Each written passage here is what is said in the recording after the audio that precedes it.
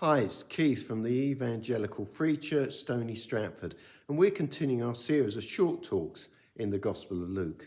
And today we come to Luke chapter 16, verses 1 to 9. Jesus now tells a parable that is aimed purely at the disciples. So this is a parable for believers.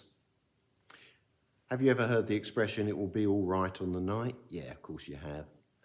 It really is a sort of almost an excuse that if something's not going well, a rehearsal or whatever it is for a play, somehow it will all come together on the night.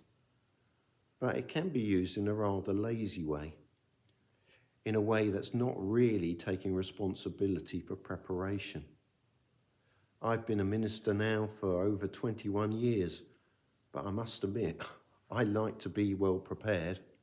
Yes, if someone asked me to do a message just off the cuff, I could probably do it, but I'd always prefer to have some preparation time and be able to do it properly. There are people who just leave everything and kind of just say, well, we'll get by on faith. Jesus is teaching here and he's using a rather extreme example, the way the rabbis did, to make a point.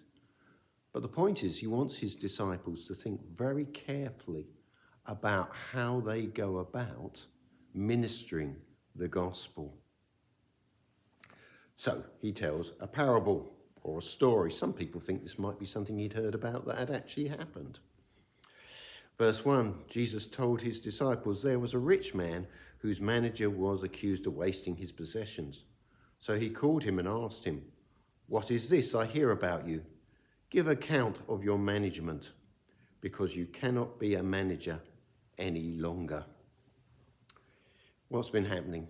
Has he been fiddling the books? Well, that's quite likely by what he then goes on to do. The manager's in a bit of a state, as he muses in the next few verses. He's losing his job. He's not strong enough to go out and do manual labour. What is he going to do? Is he going to beg? No, he's too ashamed to do that. Then he comes up with a plan, something that makes sure that people welcome him into their homes. And so this is what he does, verse 3. So he called each one of his master's debtors, and he asked the first, how much do you owe my master? 800 gallons of olive oil, he replied. The manager told him, take the bill, sit down, and make it 400. Then in the second, he asked, how much do you owe? 1,000 bushels of wheat, he replied. He told him, take your bill and make it 800. He's just shaving a bit off there so they don't have to pay so much. Idea, they'd be grateful to him and see him all right in the future when he loses his job. But here's the surprise. Verse 8, the master commended the dishonest steward because he had acted shrewdly. For the people of this world are more shrewd in dealing with their own kind than are the people of light. What's Jesus saying here? Does he admire the fact he's been dishonest? Well, no, because as we'll see when we look at the next part of the passage next week, he doesn't approve of dishonesty at all. That comes out very clearly. So what is he saying here?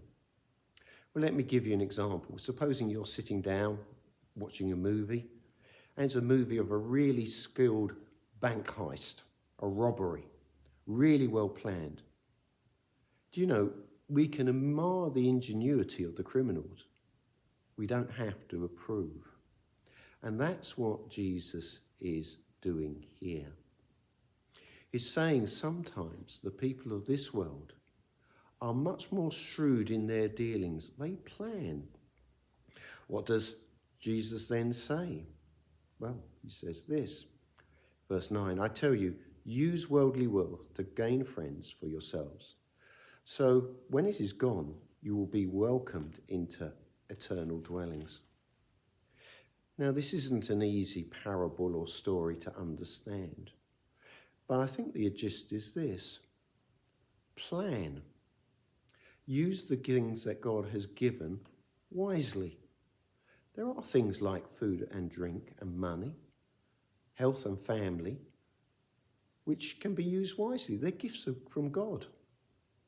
They can sometimes be squandered. But Jesus says, don't be unprepared. You've probably seen me out on the streets of Stony Stratford. You know, I'm that long-haired weirdo you probably think who's preaching the gospel and shouting at people. I don't mean to shout, I just mean to share. But the point is this, I've always got a talk prepared for each occasion and each subject.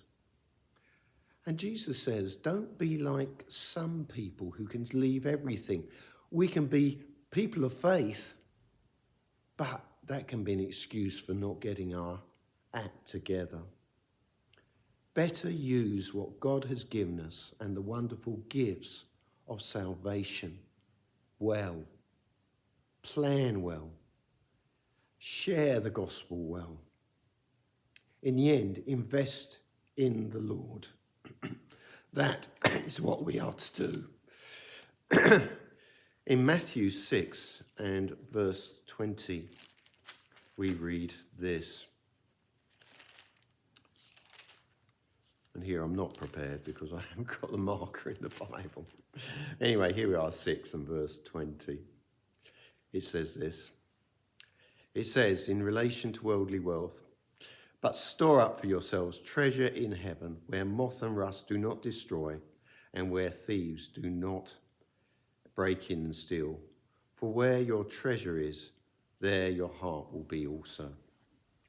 Yes, there is a future for us with the Lord, but there's work to be done in the meantime, if you know and love the Lord.